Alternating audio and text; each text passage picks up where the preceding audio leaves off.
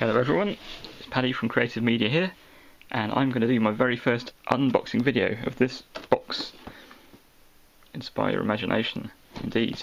In my trawls through the remote ends of the internet, I've come across the phenomena of the unboxing video where some idiot gets a box of something, opens it up, shows you all the bits, and doesn't really tell you anything about whether it's any good or not. So I'm going to kind of do that, but add a little bit of review as well. So, what's in this box? Why am I? It's a Manfrotto MVH502AH tripod head. That will be the one I just bought. It all comes back to me now. I've bought this because I previously still have got it. Actually, this Velbon PH-368. You can see one of my other videos for a comparison between this one and this one, which is totally blinded out by the light. PH-358, which is definitely less good. This one's a lot better than the 358, but you can see I've got a bit of a wobble on it. That bit there is just loose, and that's not practical. I bought it because I have a big hefty lens, this one here. The whole rig weighs something around 2 kilograms, and that's far too much for this tripod. And so I thought I'd get a decent head. I film talks, and quite often the speaker's walking up and down. This lens is quite telephoto, it's something that's a bit too telephoto, so I can't zoom back, I've just got to keep following the person, and this one is just really hard to keep on somebody's face when you're constantly moving like this, and you kind of stop the tripod in one position and then it sort of jolts back slightly. You can really see the top of that moving, even just with no lens on. But obviously the end of the lens is at the end of a pinion, so that's going to be moving quite a lot. So I thought I'd splash out on a really nice Manfrotto proper head, and a brand new one this time. I suspect you probably can't see it in the video there.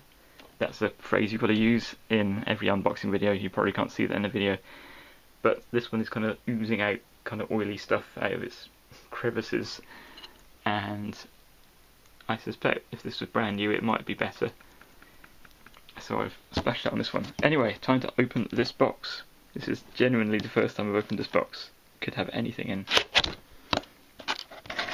I want a kind of creaking sound effect now. Okay. Here is my box of stuff.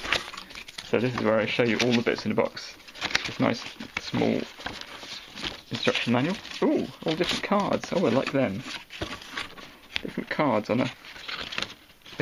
Sorry, is the camera motion wobbly enough? It's meant to be really wobbly in an unboxing video, so I'll try and wobble it a bit more. Oh, I like these cards. All in different languages. I'll give them out to my foreign friends. I need to make a Chinese friend for that one. Right, any offers? Instructions. I figure that's going to be hold handle point camera. That's good, no polystyrene so far. I like my greenness, and less polystyrene is a good thing. I hate chucking away great chunks of polystyrene. This stuff I can actually put in my compost bin and turn into compost in the allotment. That's wonderful. Well done, Manfrotto. So here is our handle with a very natty anodised, I think that's actually real anodised aluminium, it's not just plastic, so that should look quite good. The all important Manfrotto logo there, yes, a nice rubbery handle, and that's quite a decent length. If I compare it to the one on the Velbon, well, actually it's not much different, but it's a little bit longer. Yeah, it's a little bit longer, and the main thing is thicker. If I want to get myself a little video monitor, I can probably make something to mount it on that. I think on that slim shaft there, it might be hard to mount anything without it kind of rotating round and round. This is the main chunk of the thing.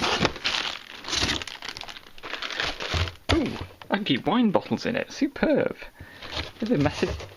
Oh yes. Brilliant. Wine bottles, olive oil, various... Oh dear. That would be great. Superb.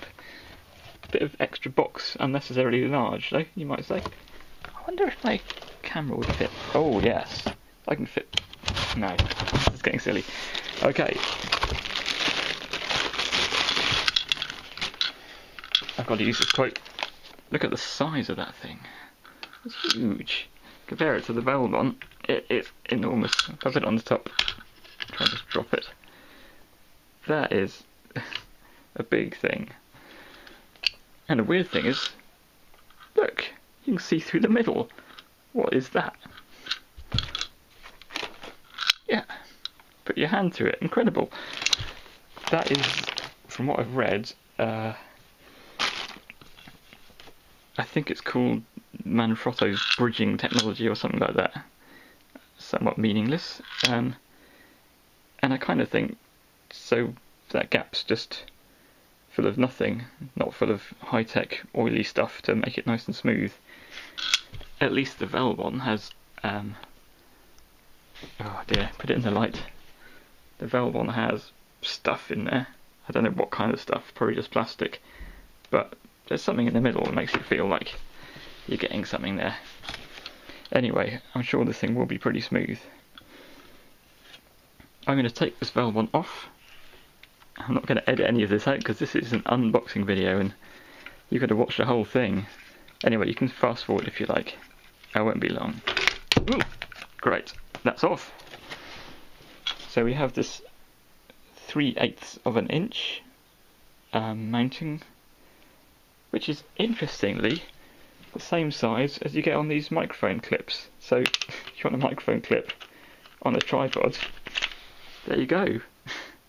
If you really don't want your singers to knock over the tripod, knock over the mic stand, you can have a big 3-legged microphone stand for drunken singers to balance on. Okay, let's put this on. Actually, thinking about the whole unboxing phenomena, there actually weren't that many things in the box. Plastic bag, tripod arm, tripod instructions. Not loads of things all tied up with silly little cable ties. So green credentials, thumbs up to Manfrotto for that. Okay, so now I'm going right off the script for the unboxing. I'm going to talk about the actual product itself. This light isn't looking good. Let's move things around. So there's a fluid drag system, plus minus, which you can adjust how tight it is. That doesn't actually go very far, which is actually good, I guess. Some things you've got to turn around a few times to get a bit more drag or less. Now this thing I like. A lot of old tripod heads had another knob, a bit like this one, to adjust the pan friction. But this has this big anodized thing. This one does turn a long way. Oh, I like that. That makes sense. You know, tightening, loosening, like a big coffee jar or something like that. That makes sense. What else we got? This will be a lock for the tilt, I guess. That does turn around quite a lot. Yep, it locks the tilt, but it doesn't lock the pan. The pan is unlockable, I think. Unless, what's this? What does this thing do? I should read the instructions. Tighten that one up, what happens? Oh yep, that's right. The pan is lockable. This one in the middle, in the lovely little bridge, does the locking for you.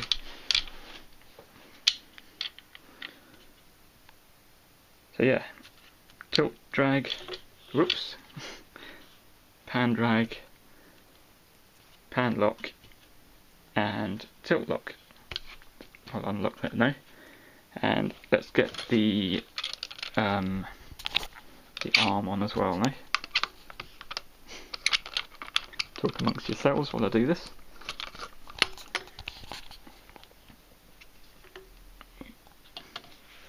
So here you can see that we can mount it at lots of different angles. There's some nice teeth. Oops, upright please. There's some nice teeth in there which you can tighten that up in whichever position you like. and also you can rotate the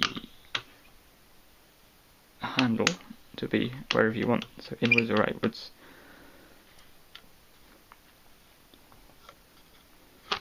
That presumably will come right out with a bit of effort, I'm not sure, maybe it won't. I'm quite a keen DIYer, so I want to take that out and put in maybe a longer handle, possibly. But that's one to look into in the future. Right, how does the camera mount on? Well, compare this to the top of the Velbon, there's just so much more, shall we say, real estate here. This is tiny, which in some ways is good, in some ways is less than good. You've got a lot of space there for a big camera to sit on top. This has a locking screw here, which some people will find if you put a camera directly on. Where's the camera? I'm getting the hang of this unboxing, I've lost my camera. Right. Yeah. If I were to put like the actual body on here, the body sticks out over where you're trying to do up this screw, this bolt thing. But fortunately, Manfrotto have thought of this, and you can pull this out and change which way it points. So if you've got it all tightened up and you can't move it any further, you pull that one out and tighten up a bit more, and vice versa. Really good thinking.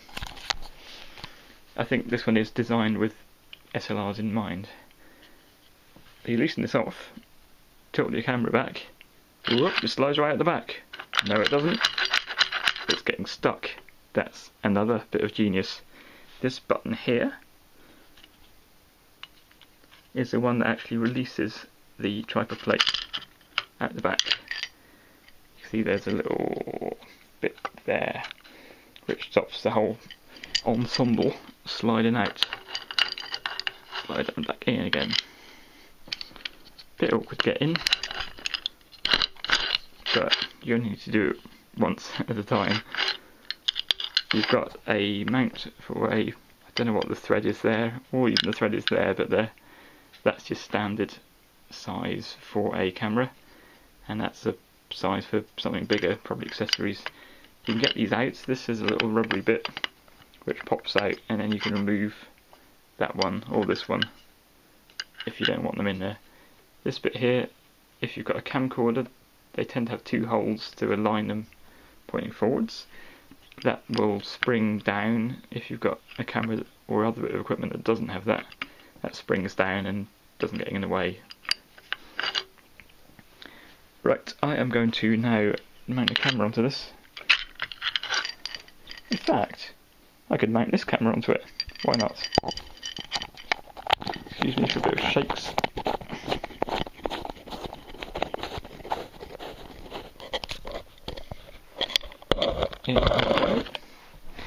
Right, and that is me mounted. This looks incredibly silly, I wish you could see this.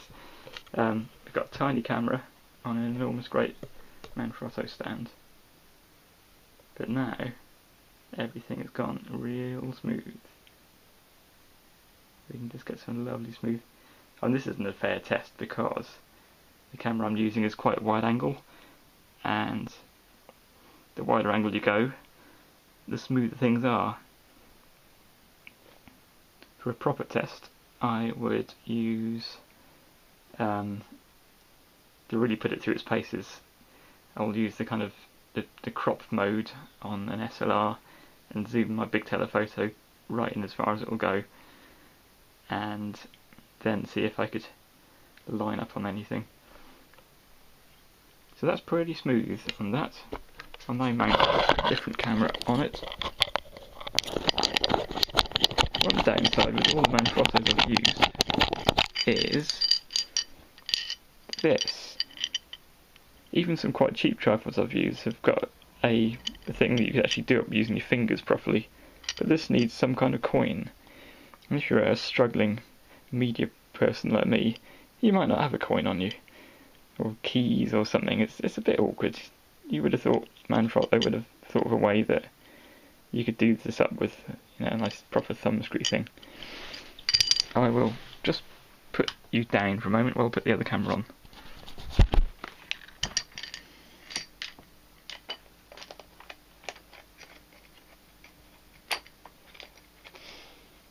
Just a moment. Okay, here is the big camera going on the tripod on the head. Click, we're in. I'll do up that tightening thing.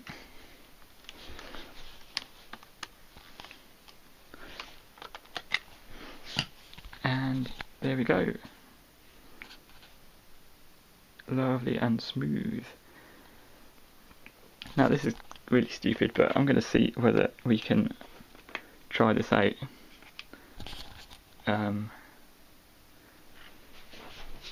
By looking at the screen, this is really bad practice, I should say. Okay, very bright day today, so let's scale that down a bit. Okay, what's out there? This camera is massively zoomed in. I'm using the this video crop mode on a GH2, which effectively doubles the focal length. This lens is a 7200 already, and it's a like 7200 in old money, as it were. I put that on a micro 4/3 camera.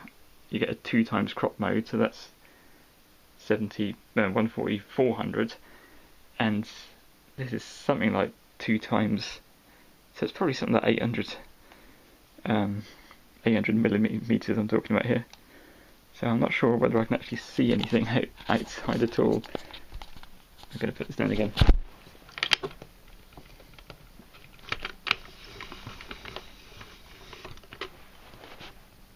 Ooh.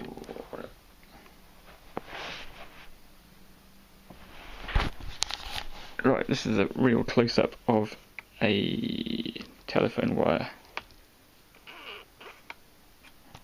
No, it's not. It is. I know what that is. I'm going to. There we go. There's some houses outside. Okay, that's a super close-up. I hope nobody starts looking out those windows. So let's put a bit of friction on there.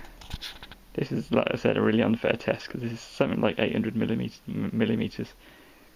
So that's quite smooth moving. I mean, I'm wobbling the thing a bit.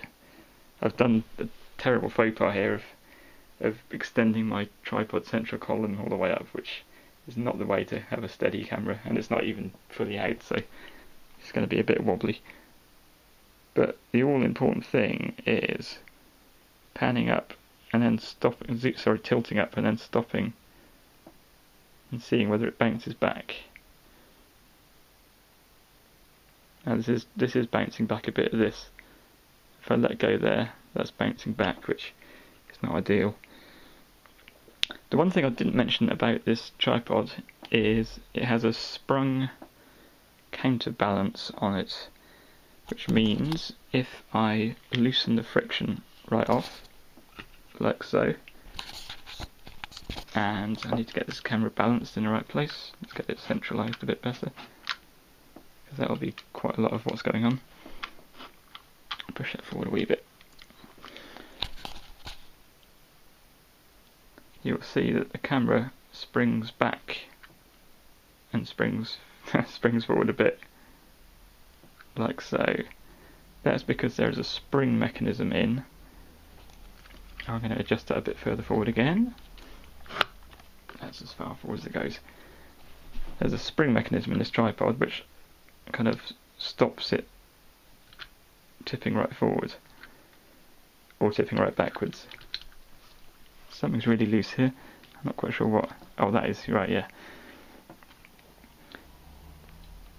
And that is really useful if you are trying to stay flat and you want the camera to stay in one place. You don't want it to start drifting forward or drifting backwards when you leave it. So within reason, this camera will stay where it's put. The downside of this is if you're filming kind of uphill, then the camera will keep kind of tipping forwards unless you put a bit of extra friction on.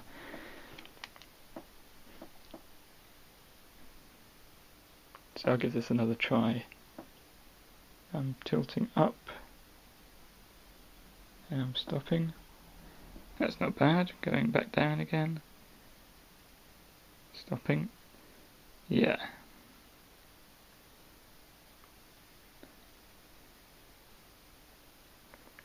What I need to do now is to film some terrible thing going on in one of these windows across the road, and this is going to go viral.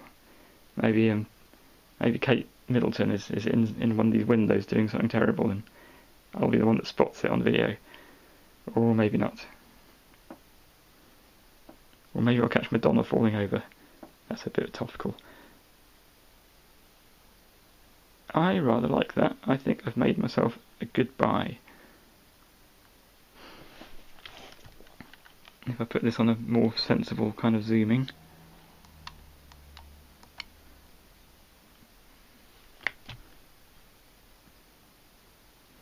That is quite practical.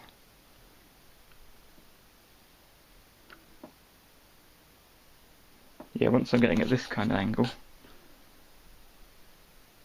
the camera is kind of bouncing back a bit when I'm letting go. So that could be a problem if I'm filming too far uphill, but I shouldn't really be filming that far uphill because I'll be filming up people's nostrils. I just need a bit more height on the tripod there. This here is wobbling because I've not done up this properly. I've not had a handy coin with me. So I think I've gone way beyond my unboxing here, haven't I? But the unboxing is so simple. There's hardly any unboxing to do. And you can fill the box with wine afterwards. Like I said, it's a good tripod head, and a lot better, I would say, than this Velbon one, which I guess one of these is maybe 60, 70, 80 pounds in British money. This one here I bought for 140, and I think it's worth the extra money.